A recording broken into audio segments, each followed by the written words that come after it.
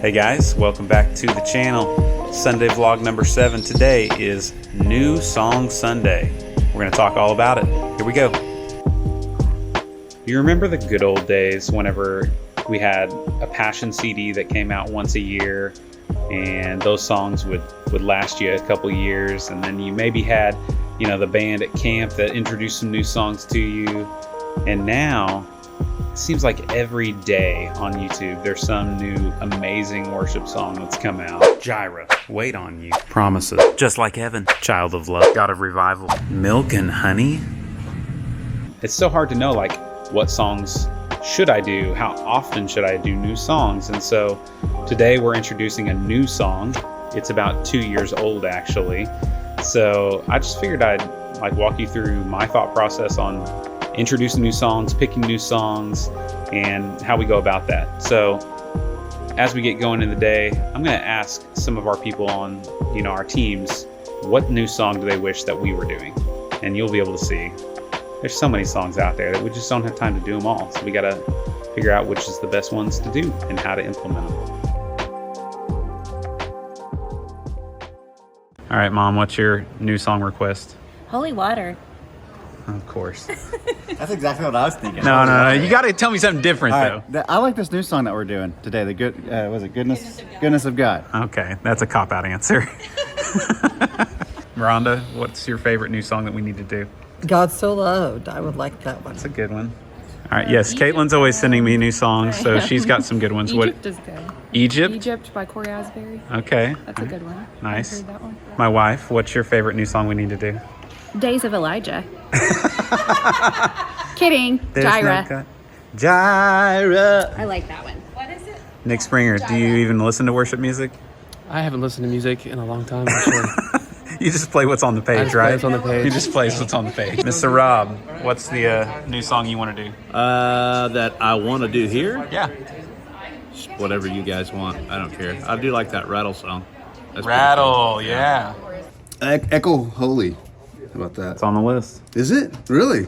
Yeah. My name is Ryland. This is my wife, Mindy. Yeah, and this is Caitlin. We're ready to worship with you. Here we go.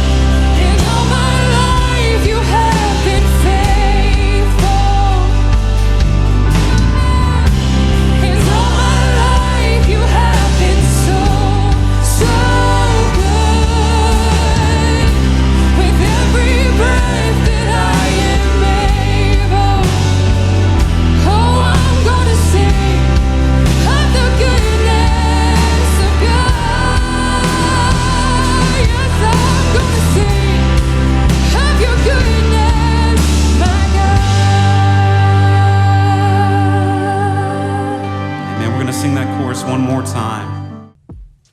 All right, we just got done with second service. Here's everything that went wrong. Hazer didn't come on. The dimmer pack had shut off and had to be unplugged, replugged right before service. Never came on.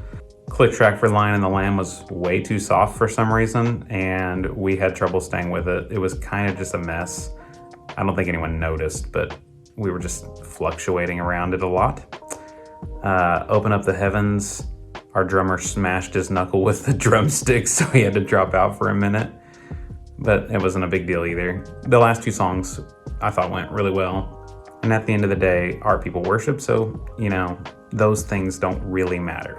But we did do a new song today, Goodness of God. And so here is our process for picking, choosing, and implementing new songs in our worship services. Step one, obviously you have to find the new music. There's lots of things out there like worshiptogether.com, New Song Cafe. Just open up YouTube or Facebook and you're gonna see all kinds of things being released.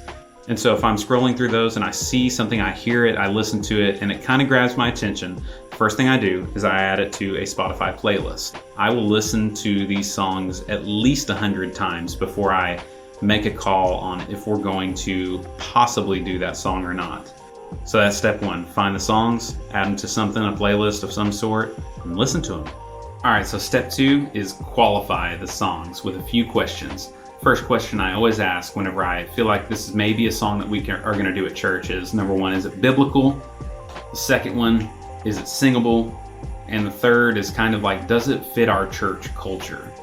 So there's a lot of resources out there. I think there's a website called like the Berean Hymnal, maybe. It's a guy who reviews songs and looks at them biblically, like almost word for word. Like it can be a little overboard, but it gives you a good idea of like where they're coming from. I want to make sure the songs that we're doing in our church are biblical. That's the most important thing. We are singing theology into people's hearts. And so I really try to examine each song.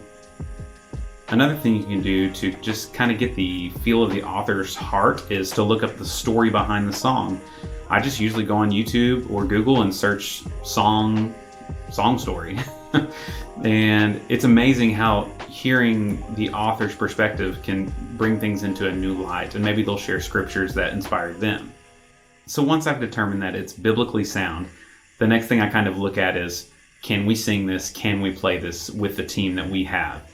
There's been songs that I have had on my Spotify playlist for years that they just won't work in our setting. We just don't have the right personnel to pull them off. And then the last thing I ask is, does this fit our church culture? There's so much great music out there, and those songs are usually written for their specific church setting. So our church here in Green Country, Oklahoma, may not be the same culture as Elevation Worship or a church in Australia. I know the culture of my church, and I want to make sure that I'm choosing songs that our people can latch onto, maybe push them a little bit outside of their comfort zones and stretch them. That's a good thing. But I also don't want to just throw songs out there on a whim and, just give up after a couple weeks because I felt like they didn't connect. All right, so the final part of the process now is just implementing the new song. What key are we going to do the song in?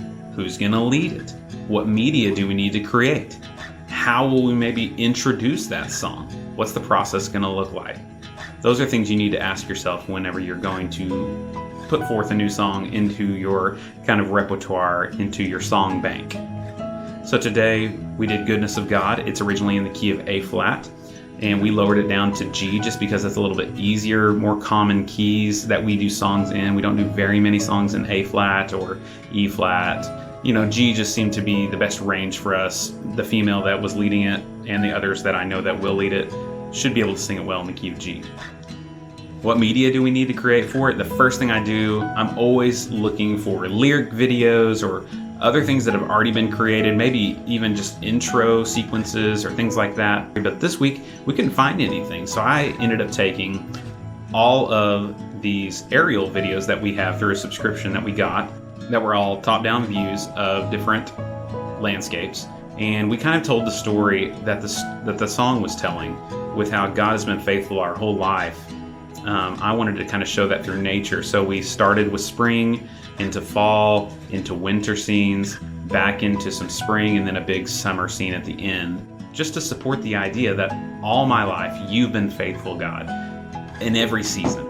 So it's important to think through those things to help really support the song in the best way possible. And a final key element to implementing new songs at your church is the schedule. For us, we found doing 2 weeks in a row, taking 1 week off, and then coming back to it the fourth week is a great way to introduce the new song to hit the most people in our congregation. Let's just face it, most people aren't here more than 2 out of the 4 Sundays anyways, and so it may be a new song to, a third of your congregation each time you do it those first 3 times. And if it passes the test, you can add it to your song bank.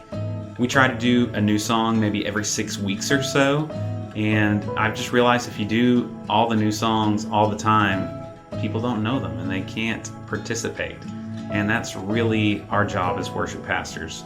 It's to create avenues for people to biblically worship Jesus. And so I think that song is probably going to stand the test of time here. We'll see. All right, it's time to go home. Hopefully this helps somebody. Thanks for watching the vlog. We'll see you in the next one.